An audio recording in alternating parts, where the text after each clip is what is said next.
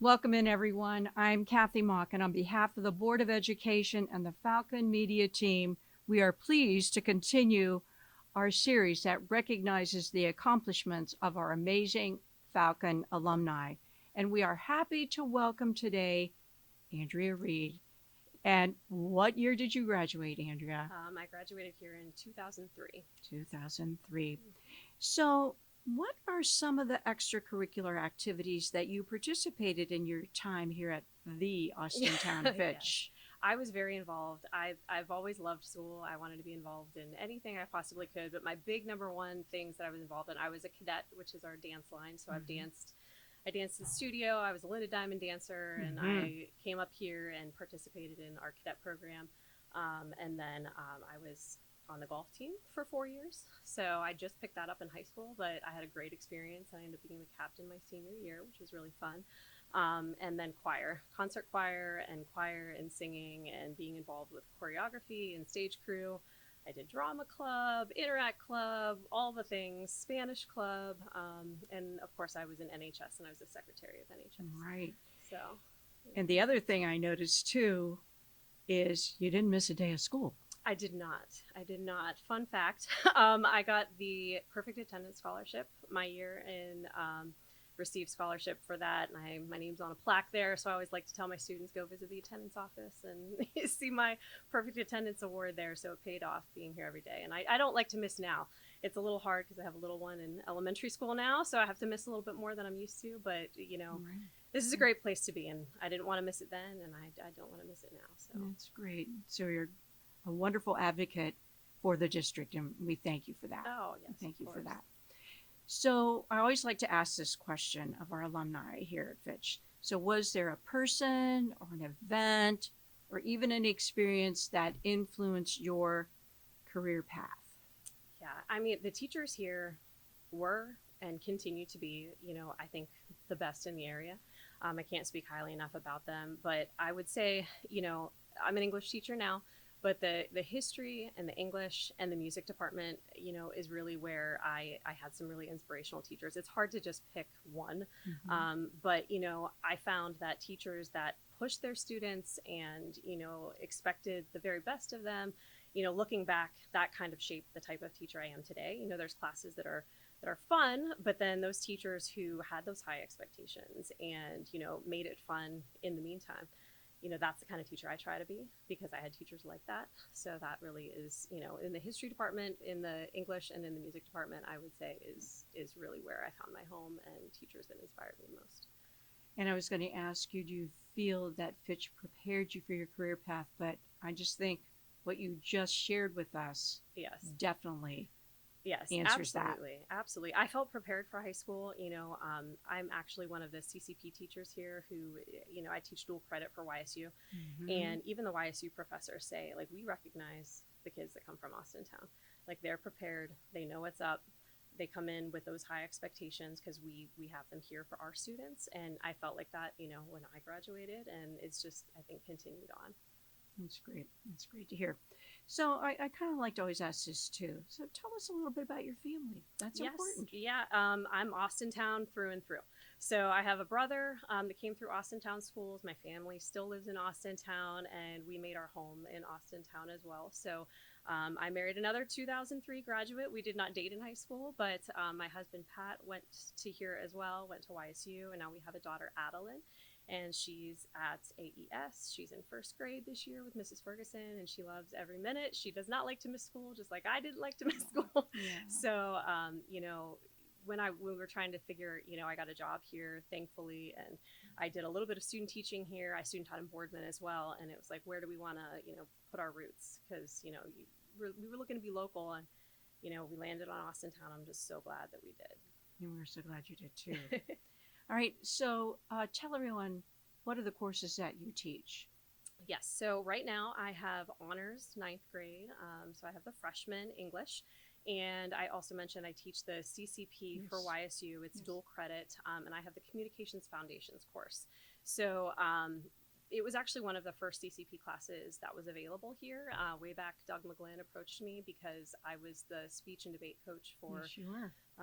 well over 12 or so years. And so we started up that program here, and I've taught it ever since. And so right now I currently have those 2 courses, but I've taught, this is now my 18th year, believe it or not, here at Austintown. And I've had 10th graders, I've had, reading, writing labs, I've had co-teach classes with other teachers. So I've been kind of across the board. But right now I like to bookend it with the 9th grade, and then I have juniors and seniors in that college class. Okay. So we are sitting here in the Book Nook. Yes. All right. So tell us about the Book Nook. What was the inspiration for this and the motivation? Yes. So the course that I teach for YSU is Communications Foundations, and the goal is they want the students to interact with their community. So there is a service project that they have you do. It's a group communications project where they have to pick something and interact within their community. They have to make some kind of impact, and usually it addresses a type of problem.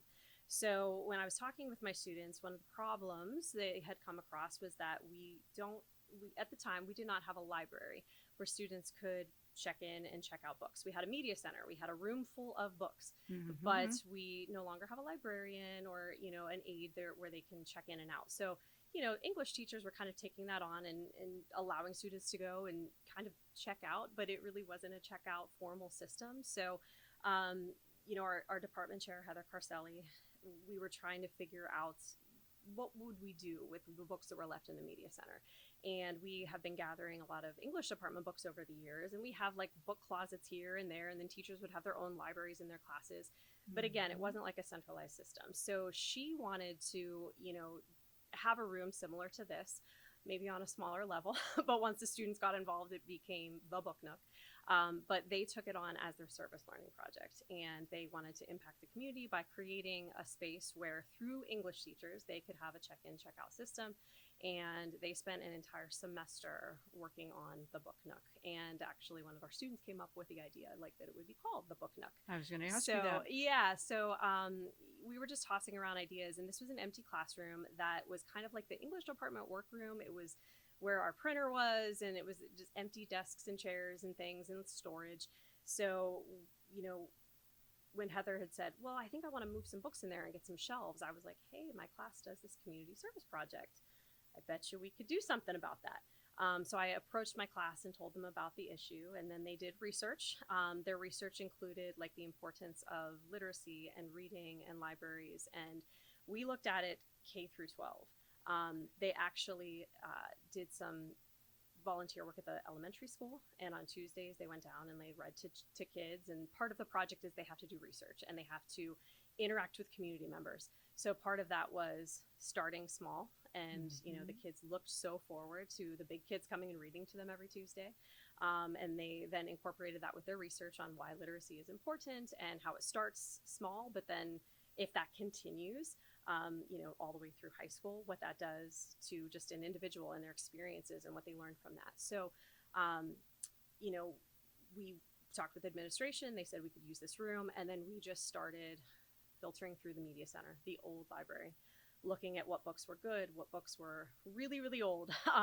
And they literally brought all of these shelves in, and these were old orange shelves from the 70s, from the old media center. They painted them. They brought all of the books in from the media center. Then we did a book drive with the community. So we have some new books in here. We got a grant. We had a donation. So we got some new books, and they alphabetized all of them. They came out with a check-in, check-out system through Google Forms that the English teachers are now using. They decorated it, and they even paid homage to the old library. So we have different parts in here where there's vintage books. We looked through some old books and found old check-in, check-out slips that dated back to the 70s. Yeah. So we framed those, and we found some old, really cool classic names. We found old teachers like Jack Betts and Julie Eggeman, and they found these check-in, check-out slips, and we're like, we can't just throw these away. We can't just get rid of these books. But obviously some of those books the kids aren't going to be interested in now. So we try to use them as decor, and try to honor the old library with our new modern book now. I mean, I just grabbed a book off the shelf, and to me, and that literacy is my passion as well, and a book is the gold standard. I mean, I know technology is big, but I love holding a book in my Yes. hands. And when you said that you start with the little ones in kindergarten, and you know how I feel, it's like, hey, start them at birth. That's Get right. in front of these children as early as you can to set them up for success and beyond. And I'm Yeah. so glad that you're going to the elementary and join those reading buddies Yes. with the little ones. You're setting a great standard for the students. And it's a good thing. It's a win-win Yeah. for our older students Yes, as they look well forward as to our it too. younger. So that is amazing that you're doing that. And one of the things too that I often ask is about a community service, or what's your impact? What do you think is important as far as a community? And you've addressed that. Right. You've addressed that. Yeah, that And- class, I'm so fortunate to be able to teach that class because we've done all kinds of things. I mean, over the years, I've taught that course for probably 12 or so years now. And my students have gone to like nursing homes and volunteered there and gone to the park and done cleanup, worked with like animal charities. So seeing the kids interact with the community and be able to, learn communication skills. It's not, a lot of times people think communications class, oh, it's public speaking 101. Mhm. And there's a little bit of that because then they have to present their findings at the Sure. end. So my kids had like before and after pictures of this room, and they interviewed the teachers and they interviewed the administration, so they're learning all of these skills, but at the same time, they don't realize they're doing it because it's fun, and they're, showing just what they did. It's like, service based learning. It's, Right. they're That's the best hands on. kind. And by the end of it, they're not afraid to get up in front of the room and talk because they've been talking to little kids. They've been interviewing. They have been, interacting in the community. So when it comes time at the very end of the semester to get up in front of the class and just tell the class what you did and show the PowerPoint, show the success, they're excited to do that because instead of just giving a speech on, something that they've researched out of a book or online, Right. they did it. It's ownership, so they really enjoy it. So I want to ask you this too. So is this open every day, all the time? Can students just come in for a quiet place that they could do some work as a study hall, or do teachers reserve the room for a purpose, an intentional project? Right, good question. So we're using it's the English department book Nook. So everything, we have to have some kind of supervision, and because there's not a teacher in here every single period. So they have to do things through their English teacher. But Okay. if they are, in need of printing, we got some computers in the back where they can go to their English teacher and say, or like come in the morning and be able to say, hey, I need to print this for history class, or, I need to print this for math. And, they can get a pass from their English teacher, and then they're allowed to be in here and they can use that to print. But with the teachers, the English teachers can reserve the entire room. So Okay. at the beginning of this semester, actually, my students were doing a biography project. So I reserved the room and said, okay, go over there, look through the stacks, figure it out. We have a fiction unit coming up, and I'll do the same thing. So it's like you can reserve it and your whole class could come in here. We have seating for about 26 or so in here, and we try to do different types of seating. So we have the lovely high tops, we have desks, we have tables. We use it for department meetings for the English department. So we have a lot of teachers also that if they have a co-teach situation, the co-teachers will bring a few students for pull out in here, and now they have like a nice calm area. So if they need extended time on an exam, or if they just need that one-on-one, they could come out of the English classroom and be able to utilize this room as a nice cozy space where Right. they can get that one-on-one with the teacher if they need it. It's a great resource, and I noticed that it is organized. It's not just a willy-nilly, let's throw the books up on the Yes, shelf. right. The kids took it was a semester project, so I mean we have pictures of them in here with stacks of books and post-its.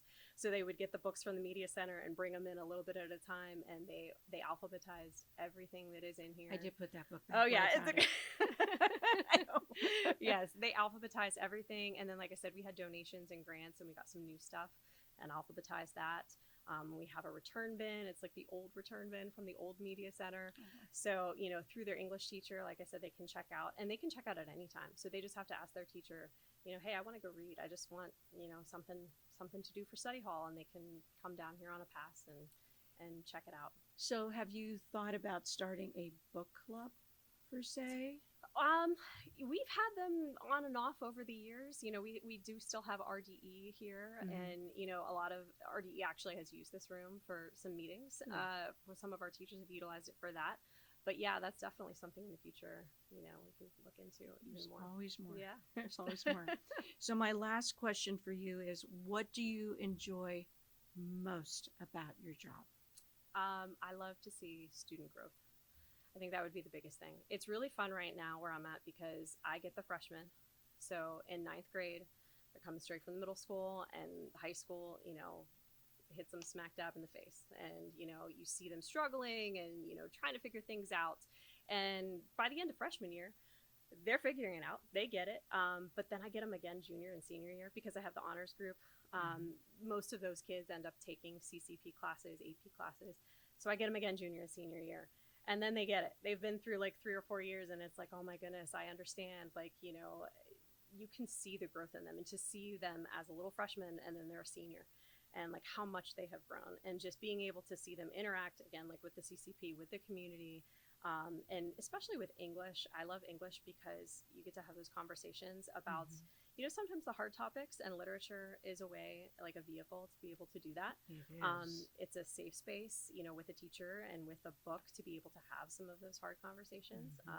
And having those conversations and seeing what the kids come up with, because sometimes I'm like, yeah, I didn't think of it from that angle. And the creativity that comes out of them, even just 2 days ago, we did parodies in my class, and just seeing what they come up with, and it's just, they make me laugh, and it's just fun. So I enjoy it all. Well, I can tell you're very passionate, and we appreciate that passion. And thank you for what you brought with the book, Nook. And I wish you continued Oh, success. And we're so fortunate to have you be part of the teaching team here at Austintown Fitch. Thank you so much, and thank you for featuring it. So I'm Oh glad my to goodness! get When the I word saw out. it, when I saw it featured in the newsletter, I did write back and I said, "This is great," just because literacy is so very important. Yes. It's the key to Absolutely. success. All right. So this is Kathy Mock signing off. Until the next time.